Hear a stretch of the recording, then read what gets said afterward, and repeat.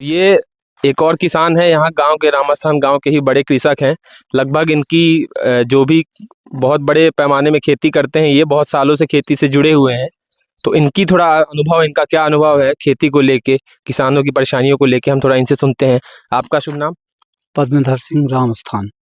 तो आप लगभग कितने सालों से खेती कर रहे हैं और कितनी खेती कर रहे हैं, क्या अनुभव है, थोड़ा बताएं हमें। हम 40-45 साल से खेती कर रहे हैं और जी। खेती का अनुभव है कि सबसे ज़्यादा जो सरकार के द्वारा दी जाती है खाद, सबसे दिक्कत खाद में और आयरा प्रथा, जी। ये जानवर। खेती के लिए सबसे महत्वपूर्ण है, लेकिन सबसे ज़्यादा नुकसान इसी से है।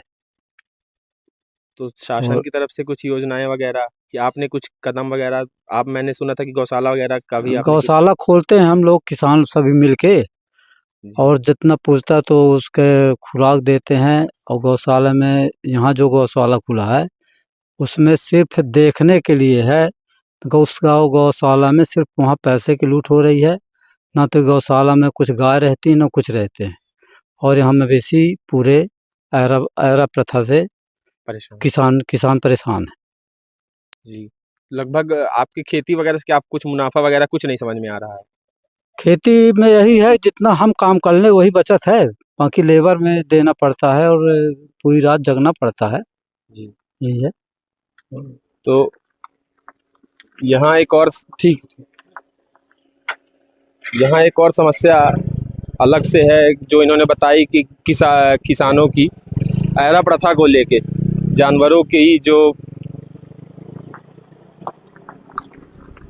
जानवरों की जो परेशानियां हैं, गाय वगैरह को लेके, कि आधा जो खेत है, आधा नुकसान तो गाय वगैरह कर देती हैं। फेंसिंग देखिए, फेंसिंग वगैरह तो गांव वालों ने किया हुआ है, लेकिन गौशाला गांव में एक सरकारी तरफ से गौशाला की योजना भी है कि हर 2-4 गांव के बीच में गौशाला होनी चाहिए।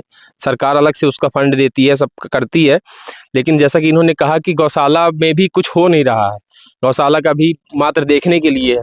तो खैर, हम आपको अभी चल के गौशाला भी दिखाएंगे कि गौशाला कैसी है, क्या जो ये जो दिक्कतें बता रहे हैं ये सच में, हम आपको आंखों देखी हाल बताएंगे। और चलिए, इसी के साथ हम एक आखिरी में इनसे इनका अनुभव पूछ के फिर इसी बात पे हम समाप्त करते हैं।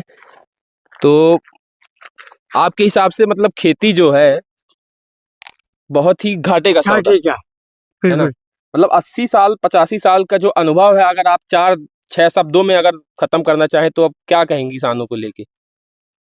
अब ये है कि दूर के ढूंढ सुहावनी, कहने के